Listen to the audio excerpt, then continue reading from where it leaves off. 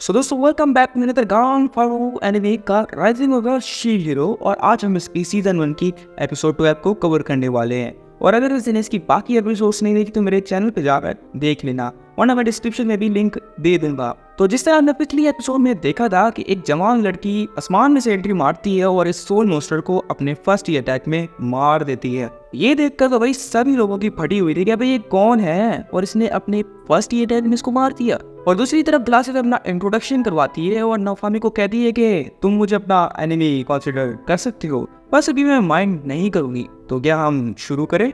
नाफामी भी ये देखकर काफी हैरान था और इसका लेवल चेक करने की भी कोशिश करता है, लेकिन सिस्टम एरर दे रहा होता है क्योंकि इसका लेवल काफी ऊपर लेवल का था। फिर ग्लासेस बोलती है कि मैं बोर हो रही हूँ, चलो अपने एक काम करो कि सर्वेंट्स को ही मेरे से लड़ने के लिए भेज दो।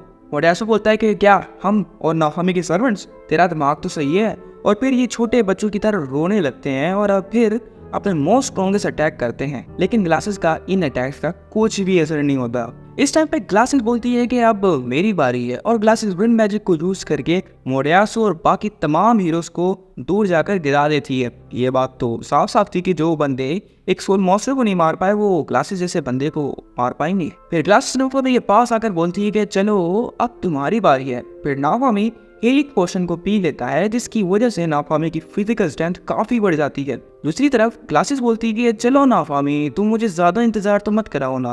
ओ भाई साहब ये क्या फाइट की बात हो रही है ना, चलो छोड़ो यार, इसको क्या बात लेके बैठ गए, मैं पता नहीं कहाँ चला गया था। फिर नाफामी प्रिजन शील्ड को यूज करके ग्लासेस को बंद कर लेता है, लेकिन ग्लासेस को इसका कुछ भी असर नहीं पड़ता और वो प्रिजन शील्ड को तोड़ते हुए बाहर निकलती है। अब की बार अटैक करने की बारी ग्लासेस की थी और वो विंड मैजिक को यूज करके नाफामी पे अटैक करती है, लेकिन नाफामी उसको किसी न किसी तरह डिफेंड कर ही लेता है। नाफामी ये जानता था कि रफ्ताली और फिलो इसका सामना नहीं कर सकती, इसलिए नाफामी इन लोगों को पीछे हटा देता है। नाफामी सही टाइम देखकर ग्लासेस पे स्नेक शील्ड से हमला करता है, लेकिन क्योंकि ग्लासेस एक दूसरे ही डायमेंशन से आई होती है और इसका लेवल भी नाफामी से अनमैचेबल था, तो ग्लासेस का पॉइजन का कुछ भी असर नहीं पड़ता। पीछे से रफ्तालिया ग्लासेस पे उस टाइम पे अटैक करती है जब ग्लासेस नाफामी को बता रही होती है कि मुझे तुम्हारा पॉइजन का कुछ भी असर नहीं होता, लेकिन हर लड़की की तरह इसकी भी तीसरी आंख कहीं ना कहीं होती है जो रफ्तालिया की प्रेजेंस को सेंस कर लेती है और रफ्तालिया की एक ही वार में तलवार तोड़ देती है।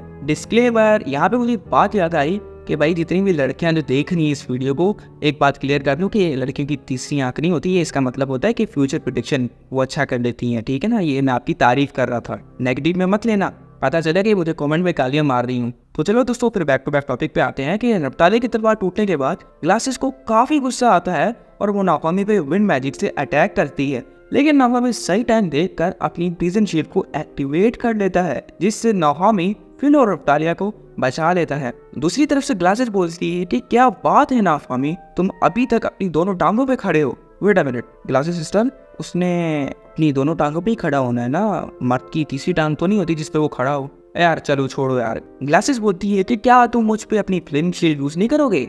ग्लासेस का मतलब था वो रेड शील्ड यूज नहीं करेगा क्या? हाँ मुझे पता है यार, तू आगे चल यार। फिर क्या था कि रफ्तालिया नाफामी को इशारा करती है और नाफामी रेड शील्ड को एक्टिवेट कर लेता है। रेड शील्ड को एक्टिवेट करने के बाद नाफामी ग्लासेस पे अपने फायर अटैक से हमला करता है, लेकिन ग्लासेस के लिए ये फायर किसी कोल्ड फायर से कम नहीं थी। लेकिन वैसे तुम्हें एक बात बता दूं कि रेड शील्ड की फायर इतनी तेज होती है कि उसने उस ड्रैगन को भी जला दिया था, लेकिन अगर ग्लासेस के लिए ये फायर आइस जैसी कोल्ड है तो ग्लासेस नाफामी से काफी ज्यादा स्ट्रॉन्ग है, टू फार स्ट्रॉन्ग है यार। लेकिन दूसरी तरफ का सीन तो कुछ और ही होता है। ग्लासेस अपनी मैजिक पावर को यूज करके एक स्वॉर्ड निकाल लेती है जिससे मैजिक स्पेल पड़ती है, नाफामी पे अटैक करती है, जिससे नाफामी ये अटैक को बड़ी मुश्किल से ही मर मर के डिफेंड करता है। लेकिन पीछे से ग्लासेस बोलती है कि अच्छा तुम इसीलिए शील्ड हीरो हो। हाँ शील्ड हीरो, क्या तुम मुझे अपना सबसे स्ट्रॉन्गेस्ट अटैक नहीं करोगे?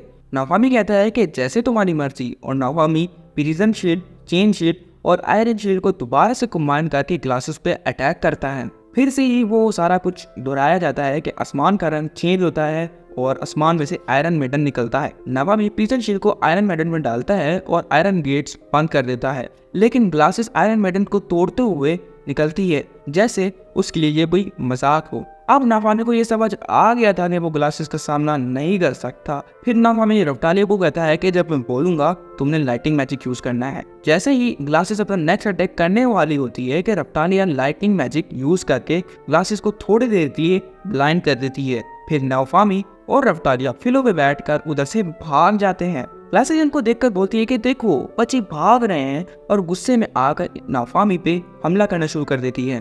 मगर ऑन द अदर साइड नाफामी ग्लासेस के तमाम अटैक्स को इजीली डिफेंड कर रहा होता है और वहां से भागने में कामयाब हो जाता है। ग्लासेस को भी पता चल गया था कि वो नाफामी पे यहाँ से तो अटैक नहीं कर सकती, जिसकी वजह से ग्लासेस बोलती है कि नाफामी मैं तुम्हें अगली वेव में देख लूंगी, और ग्लासेस वहां से चली जाती है। वेव खत्म होने के बाद नाफामी फिर उधर वापस आता है और सोल मॉन्स्टर की बॉडी के पास चला जाता है। उधर जाकर एक टाइम पे वो सोच रहा होता है कि वो ग्लासेस क्या चीज थी और वो इतनी पावरफुल कैसे हो सकती है कि मेरे सबसे स्ट्रॉन्गेस्ट अटैक को भी वो इजीली डिफेंड कर ले सिंगल हैंडेडली। नाफामी ये सब कुछ सोच ही रहा होता है कि नाफामी कहता है कि अगर ऐसा ही तो ऐसा ही सही, फिर मुझे फिलो और रफ्तालिया को और भी स्ट्रॉन्गेस्ट बनाना होगा अगर हमें नेक्स्ट वेव में सर्वाइव करना है। तो फिर नाफामी सोल मॉन्स्टर की बॉडी का एक टुकड़ा अपनी शील्ड में डाल देता है और अपनी सोल शील्ड एक्टिवेट कर लेता है। लेकिन दूसरी तरफ से एक कमांडर आता है और नाफामी को बोलता है कि चलो तुम्हें किंग को रिपोर्ट देनी है। नाफामी कहता है कि किसको, मगर नाफामी किसी न किसी तरह किंग के पास चला ही जाता है। पीछे से किंग ये पूरी फाइट एक क्रिस्टल बॉल में देख रहा होता है और नाफामी को कहता है कि मुझे तुमसे उम्मीद नहीं थी कि तुम इतना अच्छा लड़ोगे शील्ड हीरो, लेकिन तुम कैसे इतने पावरफुल हो गए। मुझे जवाब दो कि तुमने इतनी पावर कहाँ से हासिल की शील्ड हीरो। नाफामी भी किंग के मजे लेते हुए बोलता है कि अगर तुम्हें इन पावर्स का मेरे से सीक्रेट चाहिए तो मेरे आगे झुको और बोलो सॉरी शील्ड हीरो, मैं तुमसे भीख मांगता हूँ कि मुझे अपने सीक्रेट्स दे दो। ओह भाई साहब, यहाँ पर नाफामी भी अपने पूरे ओरे में ही चल रहा होगा। और वैसे यार चलना नहीं चाहिए, जो किंग ने उसके साथ किया यार वो कोई मजाक था। एक तो पहले उसकी सारी जो इज्जत थी, बनी बनाई इज्जत थी, वो तो पहले खाक में ही मिलाई ना, फिर क्या यार, फिर तो बदला लिया जाएगा ना, बराबर लिया जाएगा। और दूसरी तरफ किंग को काफी गुस्सा आता है और कहता है कि ये बास्टर्ड, तेरी ऐसी मजाल कि तूने किंग से इस तरह बात की, और अपने सोल्जर्स को ऑर्डर देता है जिसकी वजह से सोल्जर्स नाफामी को घेर लेते हैं। नाफामी सोल्जर्स को देखकर एक स्माइल पास करता है, बोलता है कि तुम लोग जिस बंदे को घेरे हुए हो उसने भी कुछ ही देर पहले बॉस को मारा है। तुम क्या चाहते हो कि तुम्हें और तुम्हारे किंग को यहीं पे मार के मैं चला जाऊं? ये सुनकर सोल्जर्स की लिटरली फटना शुरू हो जाती है। नाफामी अपने ओरे पे जाते जाते बोलता है कि मैं तुमसे तब तक कोऑपरेट करूंगा जब तक वेव्स खत्म नहीं होती। बस एक दफा वेव्स खत्म हो जाने दो और फिर मैं यहाँ से अपने घर जा सकता हूँ। और जब नाफामी उधर से जा रहा होता है तो किंग बोलता है कि मैं इन सब चीजों का हिसाब तुम्हारी स्लेव से लूंगा। नाफामी जाते जाते रुक जाता है और किंग को आकर बोलता है कि तुम्हारी हिम्मत भी कैसे हुई कि तुमने उनका नाम भी लिया। अगर तुमने मेरी पार्टी में से किसी भी बंदे को हाथ लगाने की कोशिश भी की या कोई घटिया चाल चलने की कोशिश भी की तो मैं तुम्हारी साथ वो करूंगा कि तुम पूरे होने भी पछताओगे। ओ दोस्तों यार, ये सुनना ही था कि उस टाइम पे मुझे लगता है कि किंग की उसी टाइम पे बैट गीली हो चुकी होगी। फिर नाफामी के जाने के बाद मेल्टी किंग के पास आती है। किंग कहता है कि मेरी प्यारी बेटी आ गई। मेल्टी किंग से पूछती है कि फादर, आप नाफामी के साथ इतना बुरा सलूक क्यों कर रहे हो? मुझे बताओ फादर कि असल में नाफामी ने ऐसा क्या किया है कि आप उसके साथ इतना बुरा सलूक कर रहे हो? आपको पता है ना डैड कि हमें शील्ड हीरो की जरूरत है।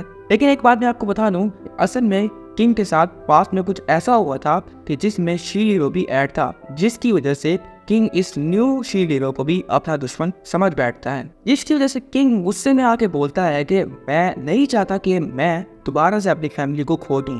इतनी देर में मेल्टी कुछ बोलती पीछे से सोफिया की एंट्री होती है। सोफिया बोलती है कि तुम इस मामले से दूर रहो। मेल्टी गुस्से में आकर बोलती है कि फादर और मदर के बाद मैं इस ताज की ज्यादा हकदार हूँ, तुम नहीं। तुम एक काम क्यों नहीं करती कि तुम जाकर अपना बचपना गुजारो सिस्टर। और मेल्टी वहां से चली जाती है।